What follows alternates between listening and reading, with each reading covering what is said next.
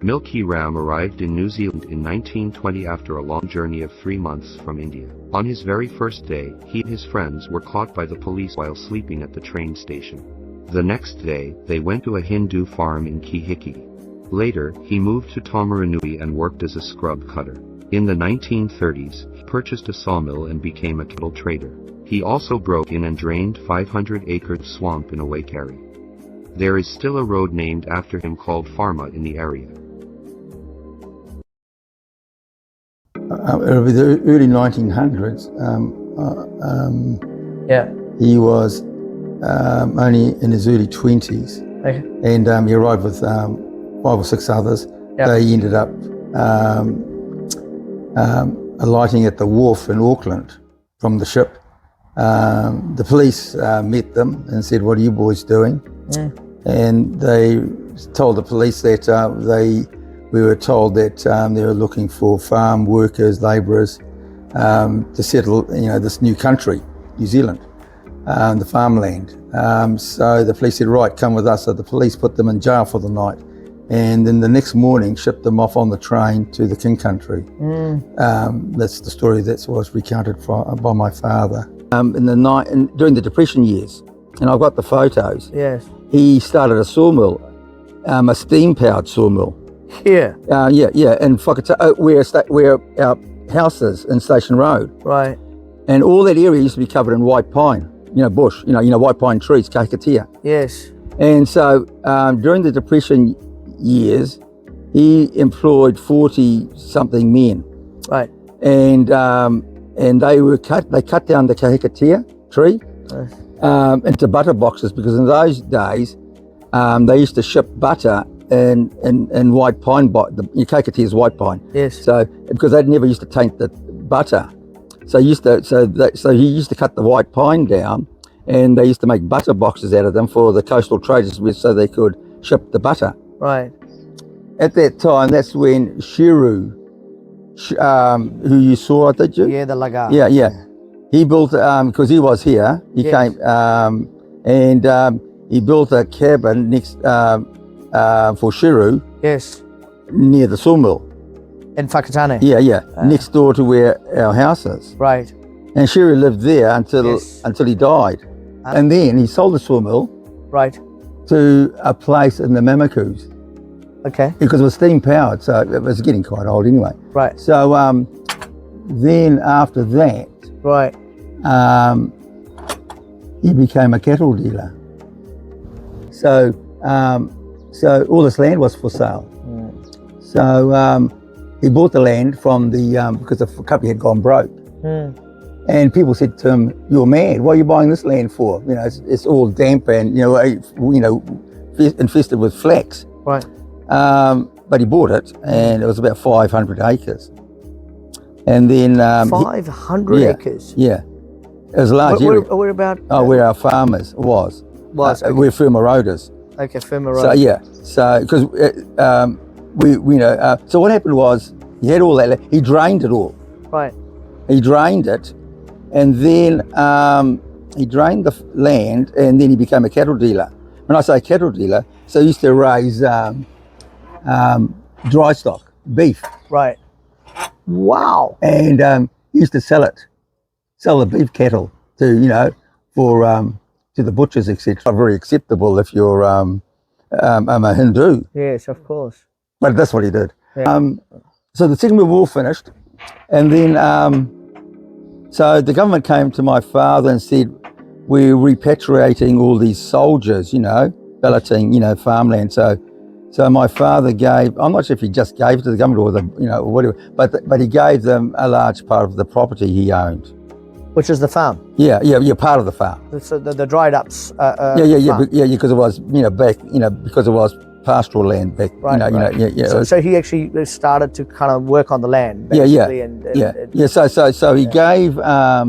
So we were left with 150, 60 acres. Right. Left 160.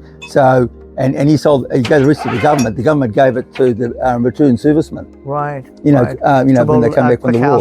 Quick houses. No.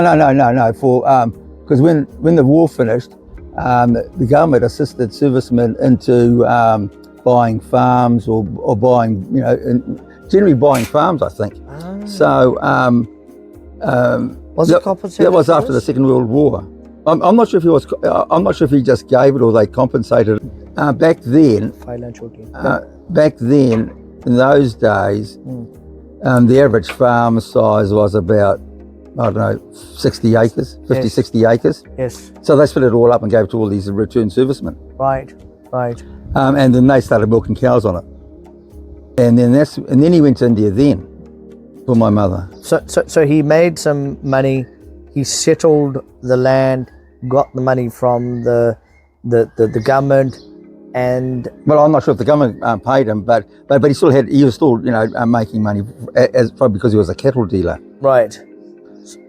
So and he also had a lot of leasehold land as well from the local Maori. Back then they used to lease land. These days the Maori have wisened up and kept the land to themselves. Yes. But back then they used to lease a lot of land from the Maori. Right. He got on with the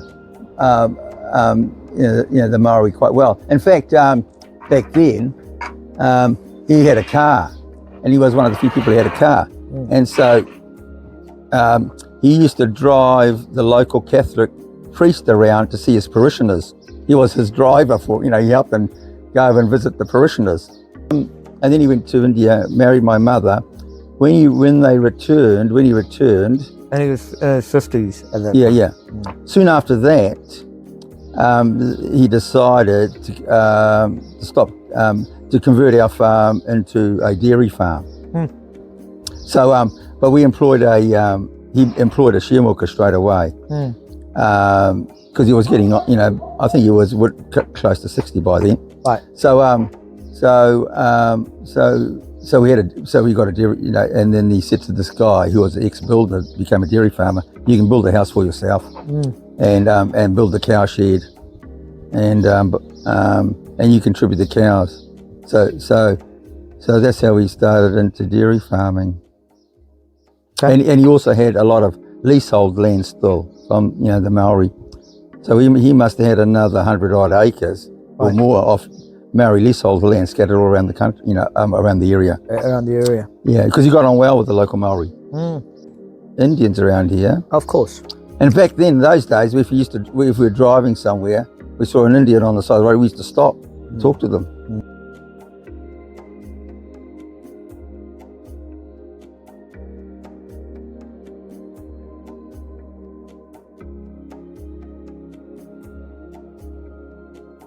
Well, my parents wanted me to work on the farm originally, so I went and did a agricultural course, and then they said to me, rather than working on our farm, go and work on someone else's farm, because I had no really farm experience because we just had a shear milker at that time.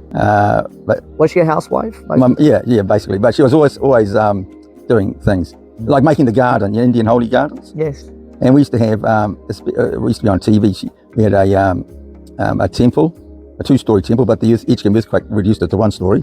And we had Guru Nanak in it, sitting in the middle, was end up. So my mother used to say, Here in Whakatane. yeah, and she used to call it the Indian Holy Gardens. And people used to come and have tours through there.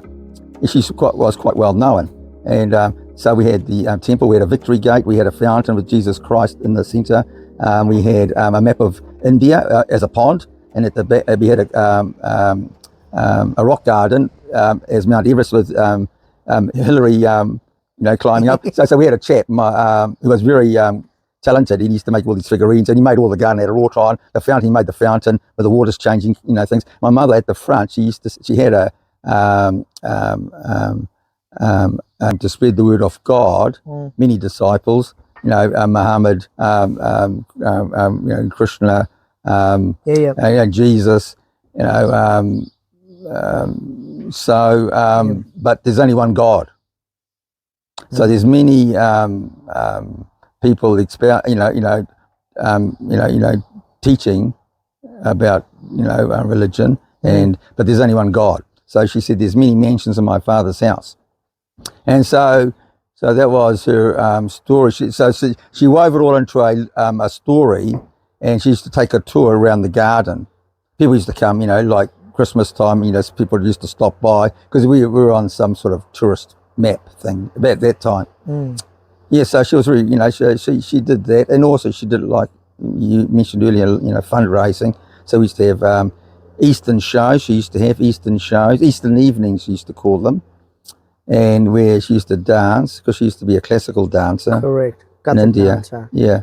And then she used to, tell stories about growing up in India or in Pakistan.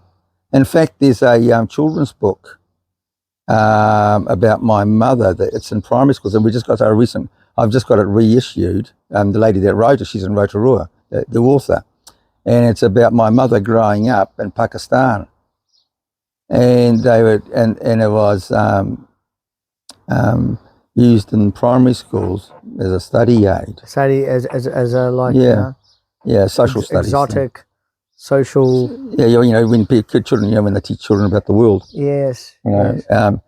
So my mother used to do a lot of things like that. She used to take us to all these various Christian churches. She used to the tradition of when my father used to drive the local priest around. Father Lean was his name back then. That continued on after Father Lean left. To the next few priests, and they used to come to our house once a month, I think, for a dinner. Yes. On a Tuesday for some. Yeah. So and then she used to go and attend to the gardens, at the Catholic Church. But she used to take us to these other churches as well. So she used to had an interest in all types of religions. Right. So she would have been probably the most prominent, well-known Indian personality in Whakatane. She would have been. Oh yeah. But the only one actually. When she first arrived, even though she was teaching English in India, but she realised her command of the language wasn't that great, so she went and joined the high school as an adult for a little while. Here in Whakatane. Yeah. Very interesting. Yeah. She was. She was a learner. Yeah. She wasn't self-conscious or shy at all. Yeah. She was really very much out there. That's what my granddad described. That's how he describes it. Yeah. She was very sure of herself, very self-confident woman. Yeah, extremely. Yeah. And being the only Indian family in a way.